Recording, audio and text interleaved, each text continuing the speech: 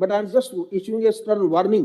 Yes. Anybody daring to question the judicial officers will We are- not accept it. My lords, I'm As sure. Chief Justice of India, this is my duty No, to no, my protect the lords, judiciary. sure, we I are will not not allow questioning. anybody, and I know what has happened. যে judicial অফিসারদেরকে নিয়ে কোনো অভিযোগ শুনবো না, যদি এরপর কোনো petition আসে আমরা কন্টেম অফ কোর্ট করতে বাধ্য হব না, পরিষ্কার আজ সুপ্রিম কোর্ট জানিয়ে দিয়েছে।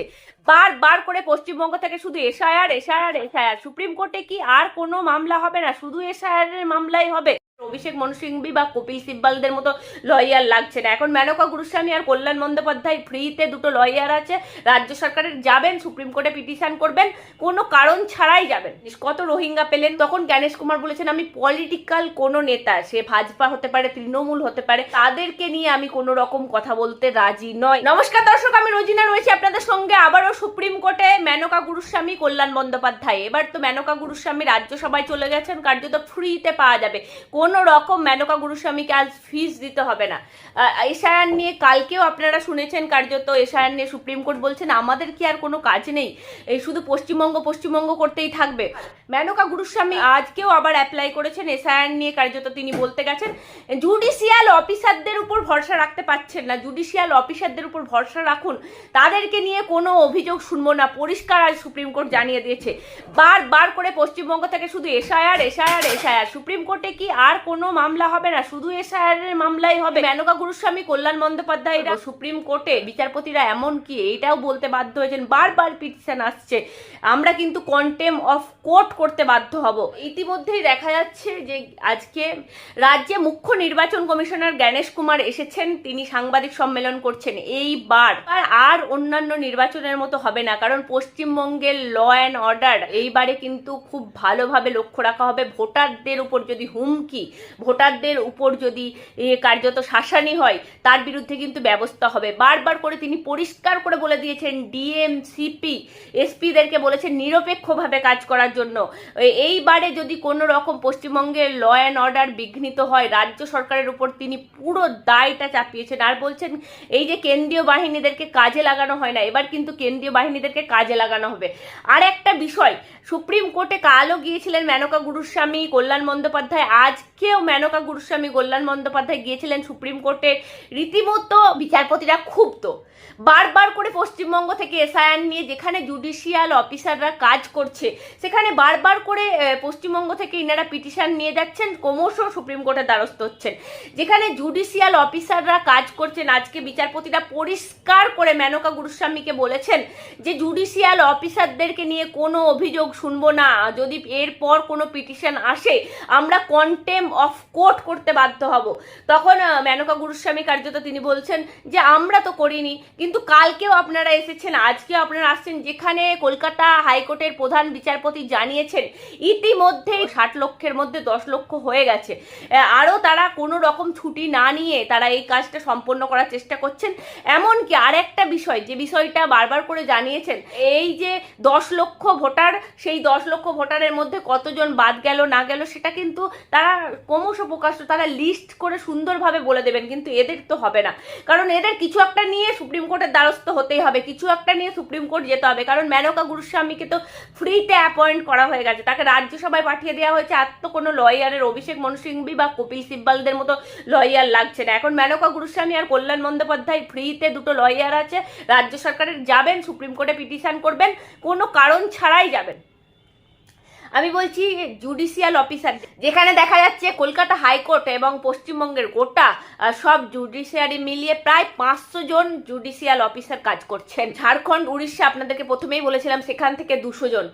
তাহলে এই মুহূর্তে দাঁড়িয়ে জুডিশিয়াল অফিসাররা কোনো রকম ছুটি না নিয়ে তারা রাত দিন করে কাজ করছেন। বারবার কোর্টে যাওয়ার মানেটা কি, তাদের উপর ভরসা রাখতে পারছেন না। যেখানে জুডিশিয়াল অফিসাররা বিচারাধীন বিষয়গুলোকে খতিয়ে দেখছেন, তাদের উপর যাদের ভরসা নেই, বারবার করে সুপ্রিম কোর্ট রীতিমতো কন্টেম অফ কোর্টের হুমকি দিয়েছেন মেনকা গুরুস্বামীকে। তারা বলছেন আমরা তো এগুলো করিনি, সঙ্গে সঙ্গে গিরগিরিয়ে গেছেন। কার্যত এই মুহূর্তে দাঁড়িয়ে আপনারা প্রত্যেকেই দেখেছেন, কালকে মেনকা গুরুস্বামীর বিধানসভায় সার্টিফিকেট নেওয়ার দিন ছিল, কিন্তু তিনি এতটাই ব্যস্ত, সবাই বলছেন সুপ্রিম কোর্ট, আরে সুপ্রিম কোর্টে কাল তো মনে হয় 5 মিনিট 5 মিনিট সওয়াল হয়েছে, তারপরে কি ফ্লাইট ধরে এসে নিজের সার্টিফিকেট নিজে গ্রহণ করা যেত না? যার নিজের সার্টিফিকেট নেওয়ার সময় নেই, অনেকে বলছেন ব্যস্ত ছিলেন, কোর্টের কেসে ছিলেন, আর যার নিজের সার্টিফিকেট নেওয়ার সময় নেই, নিজের সার্টিফিকেটটা নিজে গ্রহণ করার সময় নেই, সে আমাদের রাজ্যের কি কথা বলবে? কদিন বা আমাদের রাজ্যে পা রেখেছে? এদেরকে যদি আপনি বলতে যান, এরা উল্টে আপনাকে বাঙালি নিয়ে প্রশ্ন করবেন, বড় বড় গলা উঁচিয়ে কথা বলবেন। কার্যত আপনারা প্রত্যেকেই দেখেছেন যে জ্ঞানেশ কুমার কিন্তু রাজীব কুমারকে বলেছেন বসুন, আমি সব জানি আপনাদের ব্যাপারে, বসুন, কিছু বলতে হবে না। চন্দ্রিমা ভট্টাচার্যকেও সেই একই জিনিস হয়েছে। এই মুহূর্তে দাঁড়িয়ে সব অফিসাররাও, যারা জ্ঞানেশ কুমার আজকে বারবার বলছিলেন যে ভোট পরবর্তী হিংসা, পশ্চিমবঙ্গে কেন এই রকম ধরনের জিনিস? পশ্চিমবঙ্গ কি আলাদা কোনো দেশ? এই যে ব্যাপারগুলো সাংবাদিকের তরফ থেকে আসা যাচ্ছিল, মুম্বাই যেখানে রীতিমতো শান্তি শৃঙ্খলাভাবে ভোট হয়, সব জায়গায় যেখানে শান্তি শৃঙ্খলাভাবে ভোট হয়, সেখানে পশ্চিমবঙ্গের কেন এই অবস্থা? কার্যত তিনি আরও একটা জিনিস, কত রোহিঙ্গা পেলেন, তখন জ্ঞানেশ কুমার বলেছেন আমি পলিটিক্যাল কোনো নেতা, সে ভাজপা হতে পারে, তৃণমূল হতে পারে, তাদেরকে নিয়ে আমি কোনো রকম কথা বলতে রাজি নয়, তাদের মন্তব্যে আমি ব্যাখ্যা দিতে রাজি নয়। নির্বাচন কমিশন একটা স্বশাসিত সংস্থা, তারা কোনো পলিটিক্যাল লিডারদেরকে নিয়ে কথা বলবেন না।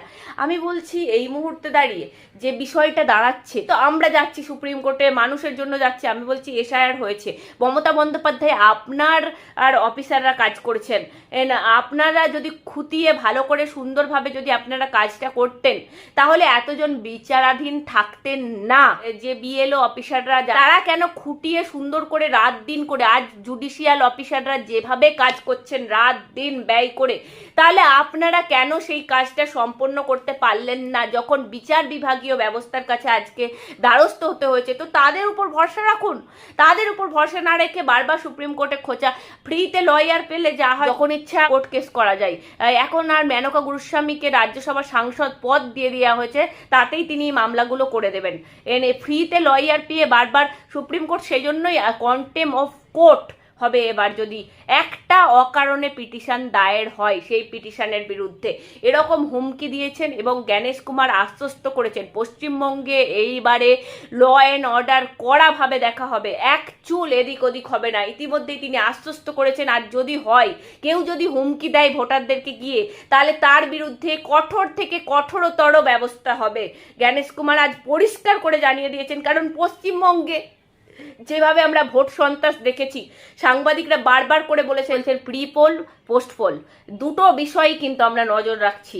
জ্ঞানেশ কুমার পরিষ্কার করে আজকে জানিয়ে দিয়েছেন যে এইখানে আর ল অ্যান্ড অর্ডার বিঘ্নিত হবে না, পরিষ্কার করে সুন্দরভাবে কাজ হবে এবং একটা বুথে 1200 করে ভোটার থাকবে, তার বেশি ভোটার থাকবে না। একটা বুথে 1200-র বেশি ভোটার থাকবে না। ইতিমধ্যেই নির্বাচন কমিশনার তিনি জানিয়েছেন যে পশ্চিমবঙ্গে 80,000-এর বেশি বুথ, একটা বুথে 1200 করে কার্যত ভোটার থাকবে। আরও একটা বিষয় তিনি বলেছেন, 3,78,000 85 বছর বয়স যে বৃদ্ধা যারা বাড়িতে আছেন, 6,000-এর মতো 100 বছর বয়স্ক মহিলা আছেন, তাদের বাড়িতে গিয়ে ভোটাধিকার প্রয়োগ করানো হবে।